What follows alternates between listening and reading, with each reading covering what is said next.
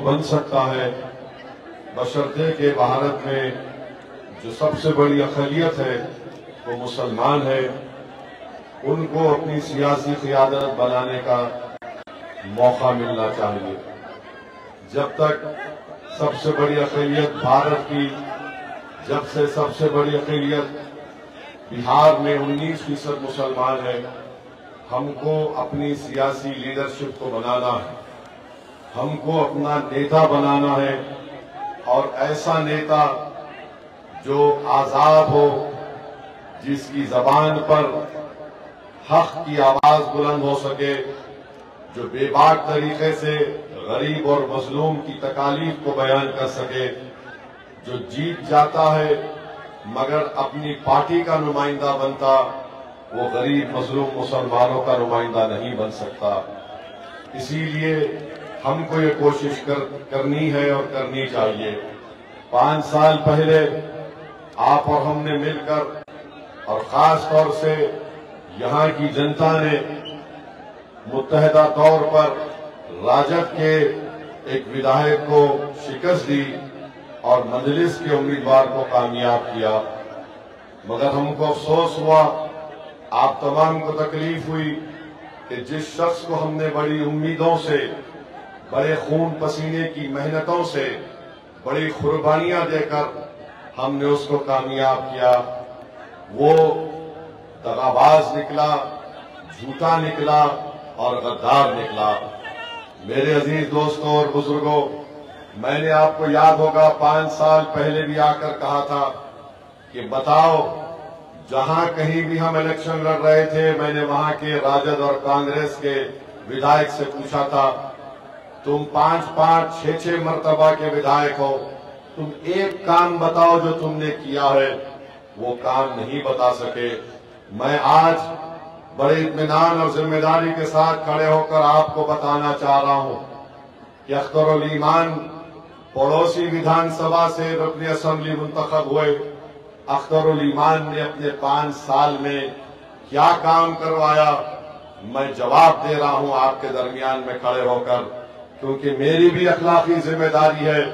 क्योंकि लोग पूछेंगे, बताओ वैसी, तुम 5 साल पहले आए थे, 4 जमीर फरोश तो भाग गए, मगर एक जो ठहरा था उसने क्या काम किया।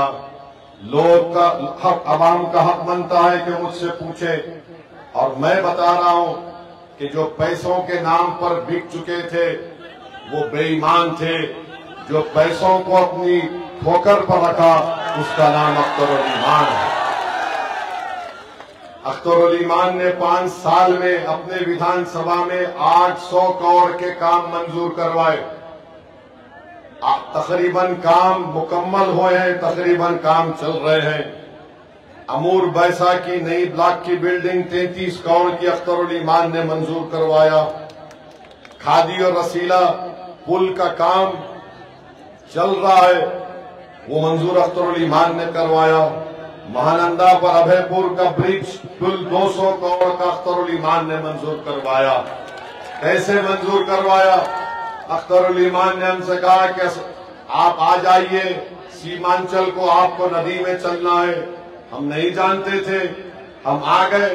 हम तो शहरी इलाके से आते हैं, और अख्तरुल ईमान साहब ने कहा कि सर जूता उतारिए, हमको पानी में चलना है।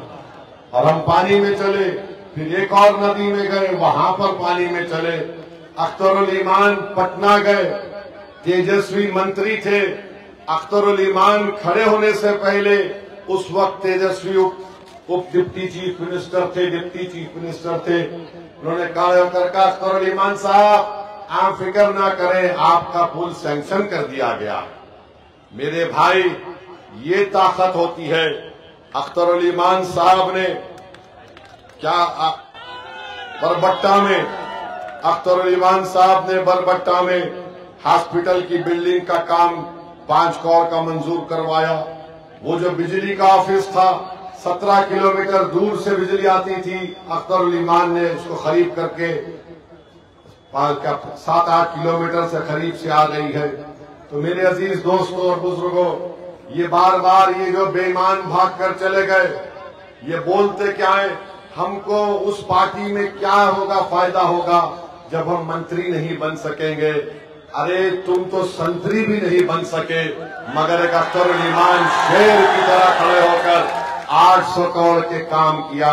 तुम संतरी बने, तुमने गैरों की चौखट पर जाकर अपना जमीर बेच दिया, तुमने हम सबको रुसवा किया, तुमने सीमांचल की जनता के पीठ में खंजर घोंपा, तुमने अपना सर उनके आगे झुका दिया। मगर जिसने सिर्फ ये तय कर लिया था कि मैं अल्लाह के आगे सर झुकाऊंगा, मैं गैरों के आगे सर नहीं झुकाऊंगा, अल्लाह ने उसके विधानसभा में 800 करोड़ के काम करवा दिए।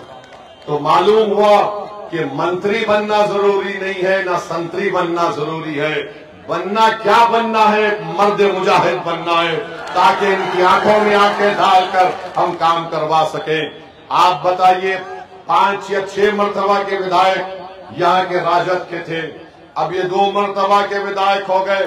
देखिए, याद रखिए, रुकनुद्दीन माने रुकन का मतलब एक सुतून होता है दीन का। तुम उस नाम के भी अहमियत को बरकरार नहीं रखे।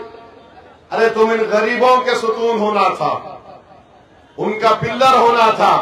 तुम जाकर तुम राजद के ऑफिस में एक पिल्लर बन गए, जो तुमको पलटकर भी कोई नहीं देखता तुमको वहां पर। क्या तुमने बेईमानी की? और तुम समझ रहे हो कि तुम हमारे मंजलिस के लोगों के खिलाफ FIR दर्ज कराने से हम दब जाएंगे, हमको तकलीफ होगी। सुनो, याद रखो, पुलिस को जाने से हमारा सियासी हकीका होता है, और पुलिस को तो हम अपना ससुराल समझते हैं। जेल को हम गए कई मरतबा, पुलिस की लाठियां मेरे सर और पीठ पर पड़ी, तो हम तो आए हैं इस मैदान में, मरने को आए हैं, जीने को नहीं आए तुम्हारी तरह। मरना तो सबको एक दिन, मगर वो मौत काबिल कदर मौत होगी जो जालिम के खिलाफ करते हुए आ जाए, जो तागूत के खिलाफ खड़े होकर हक को बयान कर सके। अरे मौत फिरौन को भी आई, मौत नमरूद को भी आई, मौत यजीद की भी आई, मगर जो कुर्बानी इमाम हुसैन ने दी, सुबह क़यामत तक लोग इमाम हुसैन को याद करते, यजीद को याद नहीं रखते। टीपू सुल्तान ने अंग्रेजों के खिलाफ लड़कर अपना हर चीज कुर्बान कर दिया, और टीपू की मौत कैसे आई?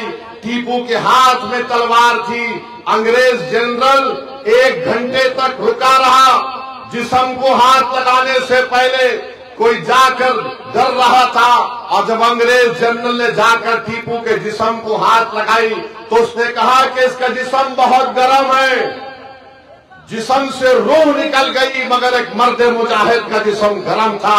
हम इस मौत की तमन्ना करते हैं, हम थूकते हैं इसी जिंदगी पर जो गैरों के सामने ईमान को बेचा जाता है।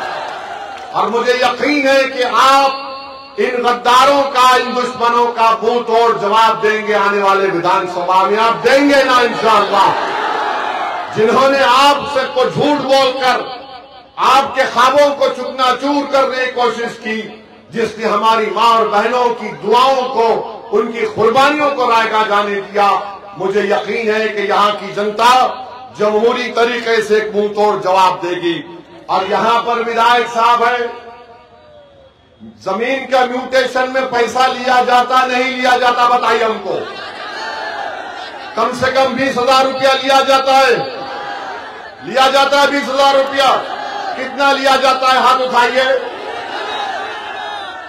फिर उसको ऑनलाइन चढ़ाने के लिए 2,000 रुपये देते बताओ रुकनुद्दीन, तुम्हारा कितना हिस्सा है इसमें?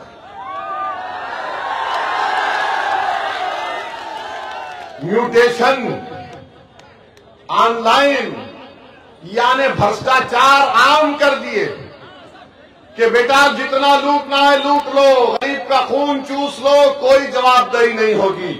जवाबदेही होगी जिसका खून तुमने चूसा है। वो जब वोट डालने जाएगा वो कहेगा कि रुकनुद्दीन, पतंग छाप के नाम पर तुझे विधायक बनाया, अब पतंग छाप के नाम पर वोट डालकर तुझे घर में बिठाएंगे इंशाअल्लाह ताला। मेरे अजीज दोस्तों और बुजुर्गों, हम आपके सामने बता रहे हैं कि कि आवास योजना के लिए भी पैसे देना पड़ता गरीब को। बताइए नीतीश कुमार मोदी की सरकार क्या कर रही है? मोदी दिल्ली में बैठ के बोलते मैं ना खाऊंगा ना खाने दूंगा, मगर बिहार में जो लूटना है लूट लो, मैं आंख बंद करके सिर्फ बोलूंगा सीमांचल में घुसपैठी आ